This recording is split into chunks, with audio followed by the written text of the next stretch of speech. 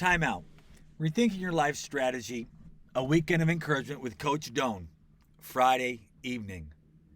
You're not going to get any condemnation or judgment from me as your coach.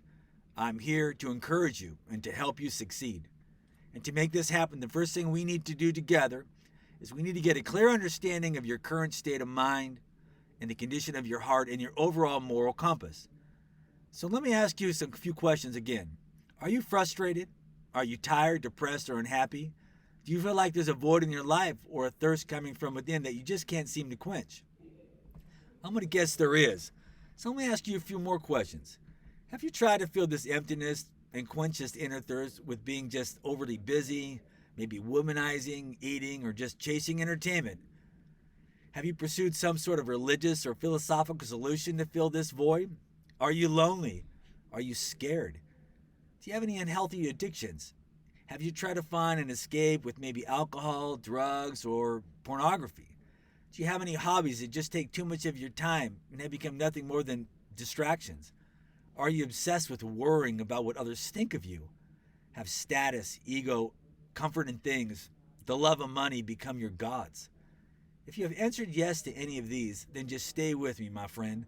Let's continue and let's dive in together. First, find a local, quiet, and comfortable place where you won't be distracted and go there this evening. It could be a park, maybe a beach, library, coffee shop. Doesn't matter. Just make sure it's a quiet place where you can think. Take a pen and a large notepad with you. Turn off the cell phone, leave it in the car. You want to make sure this place is quiet and you have no distractions. You're alone. Just you and yourself. I want you to carefully think about now any of your frustrations, burdens, anxieties, maybe some poor decisions that you made recently or as you think about your life, and write them down. Write them all down. This isn't about me putting a guilt trip on you at all, but you just need to write them down. Get it on paper. Write, and write. If you made any bad or unwise decisions, write them down. Have you intentionally hurt somebody? Write it down. Have you unintentionally hurt somebody? Write it down. Have you been involved in any kind of immoral relationship with someone who you weren't married? Write it down. Are you carrying any emotional baggage because of what maybe somebody did to you in the past? Write it down and write it down. Now be honest with yourself. Be honest about your failures. Be honest about your struggles. And let me say this, be honest with God. The Apostle Paul wrote, if we say we have no sin, we deceive ourselves, and the truth is not in us. So be truthful and honest and put it all down on paper.